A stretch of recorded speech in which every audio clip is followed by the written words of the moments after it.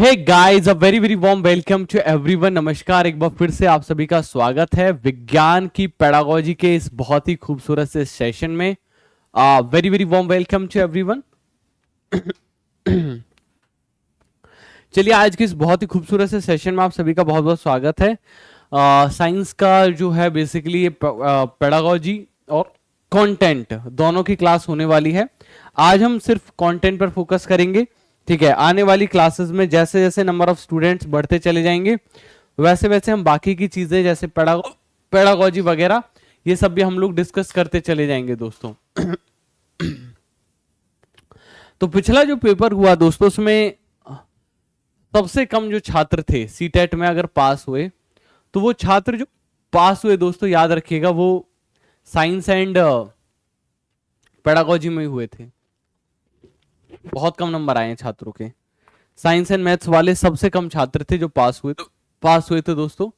Total 1 lakh में मात्र और मात्र 30,000 छात्र ऐसे थे जो साइंस और मैथमेटिक्स के लिए पास हुए ऑल ओवर इंडिया। समझ रहे हो, 70,000 एसएसटी के लिए थे और ऑल ओवर इंडिया साइंस के लिए सिर्फ 30,000 छात्र पास हुए। और काफी रीजंस रहे, क्योंकि एक तो मैंने भी नहीं पढ़ाया था पिछली बार, साइंस है ना, बिल्कुल नहीं पढ़ाया था, तो जो लेवल है छात्र उस लेवल को टच ही नहीं कर पा रहे थे, कोई डेडिकेटेड टीचर ही नहीं था साइंस के लिए। But it is for all दो स्टूडेंट जो पेपर 2 की तैयारी कर रहे हैं साइंस की। अब आपको घबराने की जरूरत नहीं है, Lokesh sir is with you guys, ठीक है। चलिए शुरुआत करते हैं। तो जो साइंस का जो क्लास रहा करेगी वो डेली शाम को 6:30 बजे रहा करेगी। उम्मीद करूंगा सभी लोग आएंगे लाइव में, ठीक है। मंडे टू फ्राइडे आप लोगों की क्लास रहा करेगी अभी इनिशियली स्टेज पे।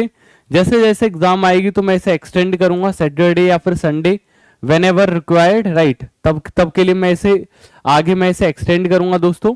एंड टेलीग्राम चैनल आप लोगों के लिए रहने वाला है सीटेट बाय लोकेश सर, जहां पर नोट्स वगैरह पीपीटीज वगैरह आप लोगों को प्रोवाइड किए जाएंगे दोस्तों। Is that clear to everyone? Yes और नो? है ना? इतना क्लियर है तो एक बार कमेंट सेक्शन में लिख दो यस सर फटाफट से, ठीक है। एक बार सभी लोग कमेंट सेक्शन में लिख दो यस सर। चलिए शुरुआत करते हैं। कीटों के पंख और पक्षियों के पंख निम्नलिखित में से किसके उदाहरण है दोस्तों? आपने कीटों के पंख भी देखे होंगे और पक्षियों के पंख भी देखे होंगे, तो ये उदाहरण किसके हैं? ये अनुरूपता के हैं, ये होमोलॉजी के उदाहरण है, ये एनालॉजी के उदाहरण है, ये सेरोलॉजी के उदाहरण है, ये मिमिक्री के उदाहरण है दोस्तों। लेट्स सी कितने लोग आंसर कर पाते हैं, बताइए। तो आप लोगों ने जब इवोल्यूशन वाला चैप्टर पढ़ा होगा तो 2 तरीके के क्वेश्चंस देखे होंगे जो यहां से बनते हैं और सीटेट में आए हुए हैं। पिछली बार के एग्जामिनेशंस देखोगे अप टू शायद 10th क्लास में ये वाला चैप्टर आ जाता है इवोल्यूशन वाला। तो यहां से जो क्वेश्चन बनता है, जनरली जो क्वेश्चन बनता है वो बनता है दोस्तों एनालॉगस और होमोलॉगस ऑर्गन से, ठीक है। उससे ज्यादा नहीं बनता, तो थोड़ा समझ लेते हैं। इस क्वेश्चन का आंसर तो एनालॉजी हो जाएगा, करेक्ट आंसर आप लोगों ने दिया, वेरी गुड, ठीक है। तो थोड़ा समझ लेते हैं। तो जो क्वेश्चन का आंसर था वो कैसे था, देखो, जो इंसेक्ट के विंग है और बर्ड के विंग है, ठीक है। तो अगर आप उन दोनों में देखोगे ध्यान से तो they have a different kind of structures but same work, ठीक है। जब स्ट्रक्चर सेम रहे, जब स्ट्रक्चर अलग अलग रहे और कार्य सेम रहे, जब स्ट्रक्चर सेम रहे और कार्य अलग रहे तो उन कंडीशन को एनालॉगस ऑर्गन्स बोलते हैं, उन ऑर्गन्स को एनालॉगस ऑर्गन बोलते हैं। तो याद रखिएगा, इसमें स्ट्रक्चर डिफर करेगा और वर्क इसमें सेम रहेगा। स्ट्रक्चर डिफरेंस, वर्क सेम, याद रखिएगा, ये हमारे एनालॉगस ऑर्गन कहे जाएंगे। लेकिन जैसे अब आप देखो होमोलॉगस में अगर ध्यान से देखोगे तो फ्रॉग का, लिजार्ड का, ह्यूमन का, बर्ड का, सबका स्ट्रक्चर सेम जैसा है लेकिन सबके काम अलग अलग हैं। किसी का उड़ाने में काम है दोस्तों, किसी का रेंगने में काम है, किसी का कुछ, है ना, याद रखिएगा, समझ गए। तो होमोलॉगस में याद रखिएगा जो स्ट्रक्चर है वो क्या है, सेम है, लेकिन वर्क क्या है, डिफरेंस है दोस्तों। सबको इतना क्लियर हो गया है दोस्तों? सबको एकदम क्लियर हो गया है? अगर क्लियर हो गया तो एक बार लिख दीजिए कमेंट सेक्शन में यस सर, अगर सबको क्लियर हो गया है तो। So this is the clear difference between analogous and homologous organs दोस्तों। अगला क्वेश्चन लेते हैं। मनुष्यों में जो क्रोमोसोम्स है, how many chromosomes are found in the humans, बताइए। How many chromosomes are found in the human beings? 23, 26, 19 या फिर 22? आप सभी लोग कौन कौन सी जगह से जुड़ रहे हैं? आज हम लोग स्टार्ट कर रहे हैं एक छोटी सी चीज को, और आप लोगों को मैं ये इसी क्लास में देख लेना दोस्तों, सीटेट के अंदर अंदर मैं आप लोगों को 1000 लाइव भी दिखाऊंगा। सीटेट पेपर 2 के सेशन में आप लोगों को 1000 लाइव भी देखने को मिलेगा दोस्तों। चलो बहुत बढ़िया। क्वेश्चन ध्यान से देखो, कितने गुणसूत्र पाए जाते हैं? सही आंसर दिया बहुत सारे छात्रों ने, मैंने देख लिया कमेंट सेक्शन में। 23 दे रहे हैं, है ना? 23 पटना, प्रतापगढ़, बिहार, ईस्ट चंपारण। बहुत बढ़िया दोस्तों। 22 + 1 का जोड़ा होता है, ठीक है। ऑटोसोम प्लस में एक सेक्स निर्धारित करने वाला, जेंडर निर्धारित करने वाला एक क्रोमोसोम होता है, याद रखिएगा। 22 का जोड़ा होता है। और जब जाइगोट बनता भी है मेरे प्यारे मित्रों, याद रखिएगा, जब जाइगोट बनता भी है तो जाइगोट बनने की कंडीशन में 46 गुणसूत्र पापा के और 46 गुणसूत्र मम्मा के, दोनों का एडिशन होता है। एडिशन नहीं होता है, इनमें से अच्छे अच्छे गुण छांटकर नए 46 गुण ले लिए जाते हैं। मतलब 23 इधर से ले लिए जाएंगे, 23 इधर से ले लिए जाएंगे, जो जो डोमिनेंट करेंगे।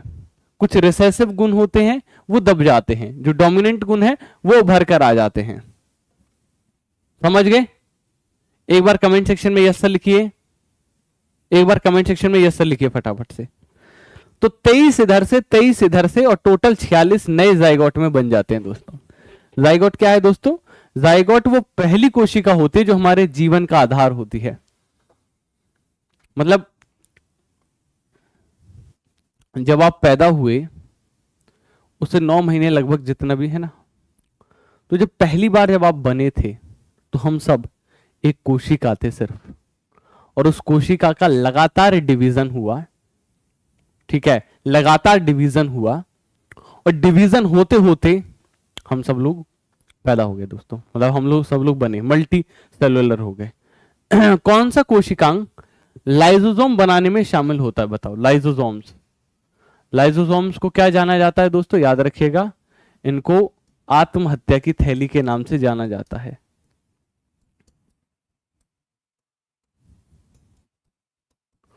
ठीक है, बताओ कौन सी चीज लाइसोसोम बनाने में हेल्प करती है? सर आपका नोटिफिकेशन नहीं आया, कोई बात नहीं, पढ़ो, अच्छे से पढ़ो, ठीक है। बताओ कौन सा अंग, कोशिकांग, कौन सा कोशिकांग लाइसोसोम बनाने में शामिल होता है? प्लास्टिड्स होता है, माइटोकॉन्ड्रिया होता है, रसधानी होता है दोस्तों, गोल्जी एपरेटस होता है। करेक्ट आंसर है that is Golgi apparatus. Golgi apparatus हमारा कोशिकांग बनाने में शामिल होता है, लाइसोसोम बनाने में शामिल होता है। आगे बढ़ते हैं। कोशिका विभाजन की वो प्रक्रिया जिसके द्वारा शरीर का अधिकांश कोशिकाएं विकसित और विभाजित होती हैं, वो क्या कहलाती हैं? बताइए। समसूत्री विभाजन, विखंडन, अर्धसूत्री विभाजन, फ्यूजन। कोशिका की वो प्रक्रिया जिसके द्वारा शरीर में अधिकांश कोशिकाएं विकास और विभाजित होती हैं, डिवीजन होता है कोशिका का, वो क्या कहलाता है? तो दिस इज मिटोसिस, है ना। माइटोसिस नाम की, मिटोसिस नाम की प्रक्रिया होती है, समसूत्री विभाजन होता है कोशिकाओं के अंदर, और तब जाकर नई कोशिका बनती है।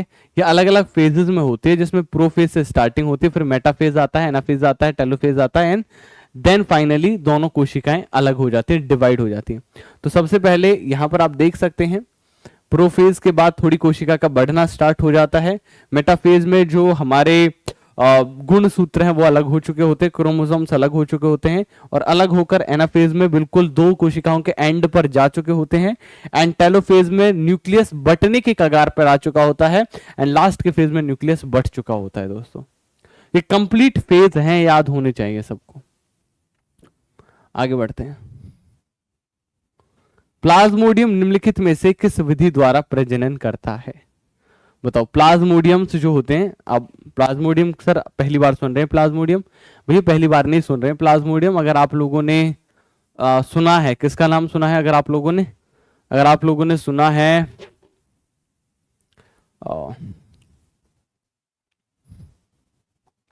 अगर आप लोगों ने सुना है दोस्तों,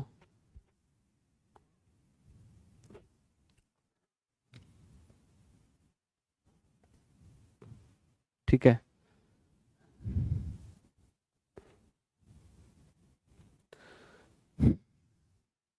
मलेरिया।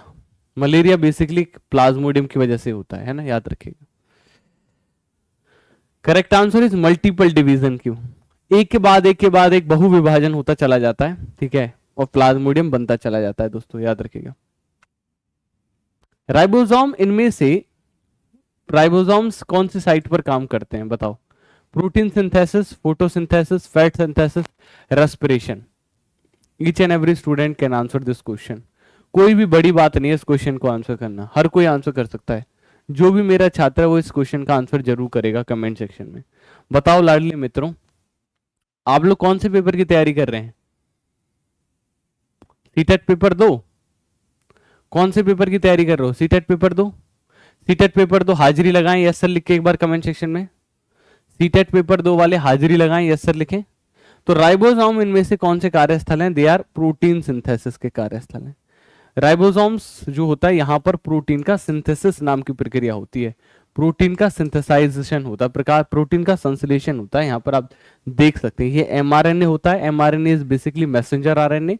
ये लार्ज सब यूनिट है, स्मॉल सब यूनिट है। आगे बढ़ते हैं।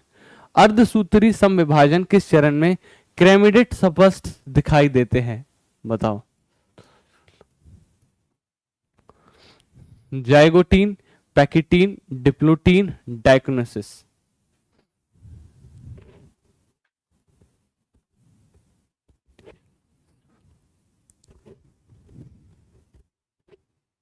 चलिए, अर्धसूत्री विभाजन क्रोमिडेट स्पष्ट रूप से दिखाई देते हैं, याद रखिएगा। They are correct answer is pachytene, याद रखिएगा, दैट इज पैकिटीन। ठीक है, आगे बढ़ते हैं। अगला क्वेश्चन यहां पर हम देख सकते हैं, ठीक है, लेपोटीन, जाइगोटीन, हमारा जाइगोटीन जो बनता है दैट इज पैकिटीन, राइट, याद रखिएगा। इनमें से किस सौर ऊर्जा को एटीपी में परिवर्तित किया जाता है? किसमें सौर ऊर्जा को एटीपी में परिवर्तित किया जाता है? जो सोलर एनर्जी है उसे एडिनोसिन ट्राइफॉस्फेट्स में, एटीपी जो कि कोशिका की इकाई है, उसमें उसे बदला जाता है। सूत्रकणिका, हरित लवक, राइबोसोम्स या फिर पैरोक्सोम। क्वेश्चंस का लेवल अच्छा लग रहा है दोस्तों? क्वेश्चंस का लेवल अच्छा लग रहा है? पेपर 2 वाले हाजिरी लगाएं एक बार कमेंट सेक्शन में। पेपर 2 P2 लिखकर हाजिरी लगाएं। जो भी साइंस पेपर 2 की तैयारी कर रहे हैं वो P2 लिखकर हाजिरी लगाएं दोस्तों फटाफट से, ठीक है। किसमें एटीपी परिवर्तित किया जा सकता है? दैट इज क्लोरोप्लास्ट में, याद रखिएगा, ठीक है, क्लोरोप्लास्ट में। आगे बढ़ते हैं। प्लाज्मा झिल्ली किस कार्बनिक अणुओं से बनी होती है? Carbohydrates, vitamin, lipids, roughage, none of the above. Plasma झिल्ली किस कार्बनिक अणुओं से बनी होती है? That is yes, correct answer is lipid and protein.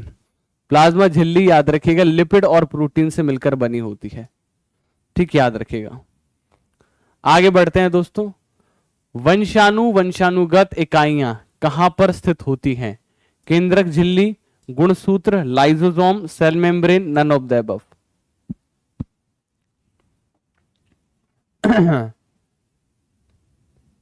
Correct answer that is chromosomes, है ना, क्रोमोसोम्स इसका करेक्ट आंसर है दोस्तों। जितनी भी वंशानुगत इकाइयां हैं, हमारे वंश की जितनी भी डिटेल होती हैं, वो हमारे क्रोमोसोम्स के अंदर स्टोर रहती हैं दोस्तों, याद रखिएगा। आगे बढ़ते हैं हम लोग। श्वसन तंत्र का उपयोग कर पादप कोशिकाओं में ऊर्जा का उत्पादन करते हैं, बताओ। केंद्रक करते हैं, सूत्रकणिकाएं करती हैं, राइबोसोम्स करते हैं, हरित लवक करते हैं। करेक्ट आंसर है that is obviously mitochondria. Mitochondria के अंदर ही तो क्या कहा जाता है? माइटोकॉन्ड्रिया को पावर हाउस कहा जाता है। क्या कहा जाता है दोस्तों? Power house of the cell कहा जाता है। इसलिए कहा जाता है क्योंकि वो एनर्जी बनाती है दोस्तों, याद रखिएगा। केंद्रक ये हेड ऑफिस कहा जाता है इसको, ठीक है, क्योंकि यहां से सारी की सारी इंफॉर्मेशन कोशिका की चल रही होती है जो कोशिका को जानी होती है दोस्तों। जलीय वातावरण में सूक्ष्म जंतुओं के सामूहिक रूप को क्या कहा जाता है? छोटे छोटे जंतु होते हैं और ये जलीय वातावरण में आप लोगों को देखने को मिलते हैं दोस्तों, ठीक है, छोटे छोटे जंतु, इनको क्या कहते हैं? हर्बीवोरस, कार्निवोरस, कतई नहीं। फ्लोराफोना नहीं। तो सही आंसर क्या हो जाएगा? दैट इज प्लवक, है ना, जो हमारे प्लेकोटोन्स होते हैं। देखो यार याद रखिएगा, जो हमारे प्लवक होते हैं ये बहुत सूक्ष्म होते हैं और ये जलीय, जल में ही अंदर पाए जाते हैं, कहीं और नहीं पाए जाएंगे आप लोगों को, ठीक है। आगे बढ़ते हैं। किसी वस्तु की गतिज ऊर्जा कभी भी कैसी नहीं हो सकती?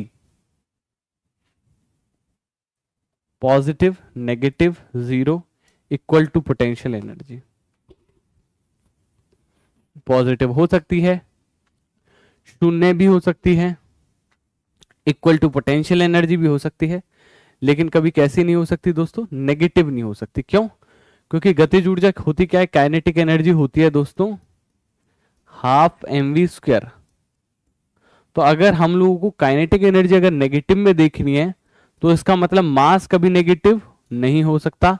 भाई मास नहीं होगा, लेकिन उल्टा तो नहीं होगा ना कि मास नहीं है लेकिन नेगेटिव में, ऐसा तो होगा नहीं कि किसी का वजन -50 kg है, ऐसा तो होगा नहीं, ठीक है। या फिर वेलोसिटी, वेलोसिटी ज्यादा से ज्यादा 0 हो सकती है कि आप चले ही ना, नेगेटिव में तो नहीं हो सकती। तो ना तो मास नेगेटिव हो सकता, ना वेलोसिटी नेगेटिव हो सकती, तो कुछ नेगेटिव नहीं हो सकता, इसलिए काइनेटिक एनर्जी कभी नेगेटिव नहीं हो सकती। अब बहुत सारे छात्र कहेंगे नहीं सर एन डायरेक्शन का भी तो फर्क आ सकता है।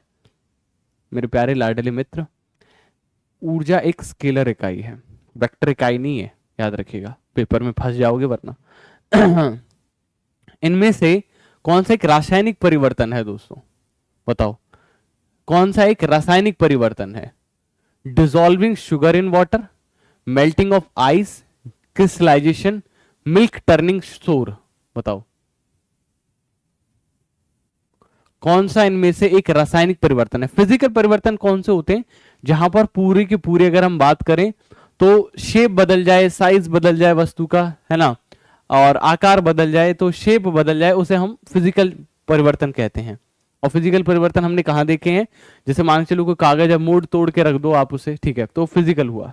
लेकिन chemical changes are those changes that can't be reversed, जिनको हम रिवर्स नहीं कर सकते, वो केमिकल चेंजेस कहे जाते हैं। तो अगर आप ध्यान से देखोगे इस क्वेश्चन में, तो मेल्टिंग ऑफ आइस, जो बर्फ का पिघलना है दोस्तों, इट इज केमिकल चेंज। ये कैसा है? ये एक केमिकल चेंज है दोस्तों,